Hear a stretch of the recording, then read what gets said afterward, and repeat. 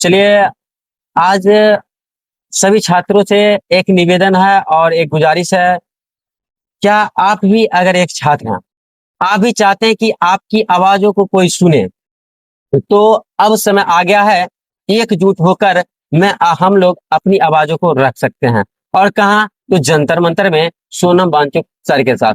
आइए जानते हैं सोनम वांगचुक सर के बारे में कुछ, और ये कैसे अपनी आवाज़ों को हम रखेंगे। हमारे साथ सितांशु जी हैं और अभी आपको बताएंगे कैसे उनके साथ जुड़े और कैसे इस आंदोलन का एक हिस्सा बने। तो सर आप बताइएगा, सोनम वांगचुक सर जो हैं किस प्रकार से छात्रों के लिए आवाज उठा रहे हैं, और क्या ये देश के पहले साइंटिस्ट होंगे जो छात्रों के हित में आवाज उठा रहे हैं। और हमारी जो सरकार है, जो अभी सत्ते में है, वो उनकी कानों में क्या रुई रखी हुई है जो अभी तक इनकी बातों को वो नहीं सुन पा रही है सर।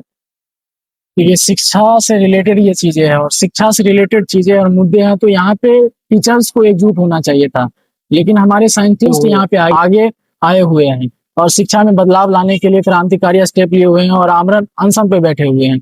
क्योंकि शिक्षा व्यवस्था में क्या है कि अभी एजुकेशन सिस्टम से बिकाऊ हो चुके हैं। यहाँ पे जो चीजें हैं वो बिकती है, क्योंकि टीचर्स अगर रिस्पॉन्सिबल होते तो वो आगे आते हैं और ये जो शिक्षा में बदलाव और क्रांतिकारी जो स्टेप लेने के लिए आमरण अनशन पे ये जो हमारे सोनम वांगचुक सर बैठे हुए हैं और शिक्षा में बदलाव लाना चाहते हैं, वो चीजें उनको करना चाहिए था। लेकिन क्योंकि सब सोया हुआ है और सब बिकाऊ हो चुका है और सब बिजनेस मैन बन चुका है शिक्षक, इसलिए वो आज अपनी रिस्पॉन्सिबिलिटी को बखूबी निभाना चाहते हैं, लेकिन वो देश के लोग और देश की जनता समझ नहीं पा रही है।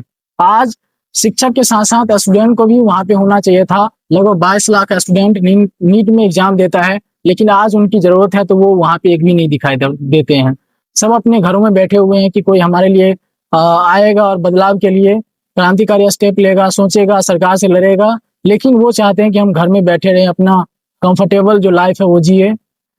तो क्या सर अभी जो है सोनम वांगचुक सर जो स्टूडेंट के हित में काम कर रहे हैं, लेकिन कहीं ना कहीं देखा जाए तो सोनम वांगचुक सर भारत के लिए बहुत कुछ किए, लेकिन पूरे भारत ने और भारत की सरकार ने सोनम वांगचुक सर को इसके बदले में क्या तोहफा दिया, थोड़ा उसके बारे में बताइएगा। बहुत कुछ उनको दिया गया है भारत के द्वारा। जेल में ये है, 18 दिन से आमरण अनशन पे बैठे हुए हैं।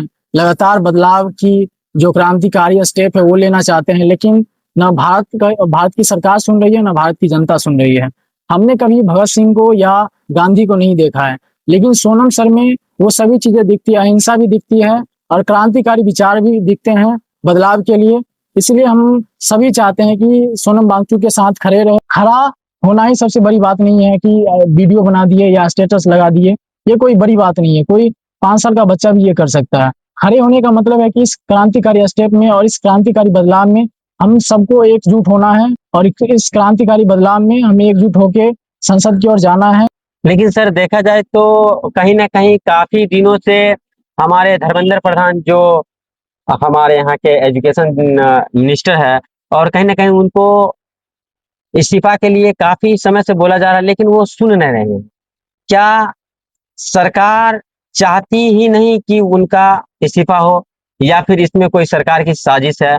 क्योंकि अगर कोई स्टूडेंट कहीं पे प्रोटेस्ट करता है, तो वहां पे हमारी सरकार की जो है पुलिस तुरंत पहुंच जाती है और स्टूडेंट पे लाठीचार्ज कर देती है, पानियां बरसाती है और उसको मार के वहां से हटा दिया जाता है।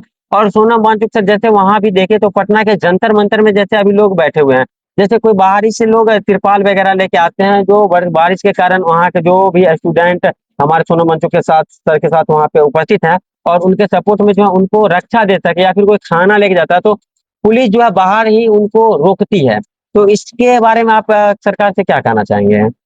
जिस तरह से भारत में अभी जो भी फिलहाल की चीजें चल रही है, उससे लगता नहीं है कि भारत ये डेमोक्रेटिक कंट्री है। क्योंकि डेमोक्रेटिक कंट्री का मतलब ही है कि जनता अपने अकॉर्डिंग अपने अधिकार की बात कर सकती है, शांतिपूर्ण ढंग से प्रोटेस्ट कर सकती है, जबकि वो सारी चीजें कर रही है जनता। लेकिन जो सरकार है, डेमोक्रेटिक कंट्री का जो सिद्धांत होता है उसको कुचलने की कोशिश कर रही है और प्रोटेस्ट को दबाने की कोशिश कर रही है, जो कि बिल्कुल ही गलत है। ये हमारे अधिकार को हनन करने का और छीनने का पूरी कोशिश सरकार के द्वारा किया जा रहा है, लेकिन हम ये कभी होने नहीं देंगे। हम एक आजाद देश में रह रहे हैं, स्वतंत्र देश में रह रहे हैं, हमें अपने अधिकारों का पता है, हम अपने अधिकार के लिए लड़ेंगे।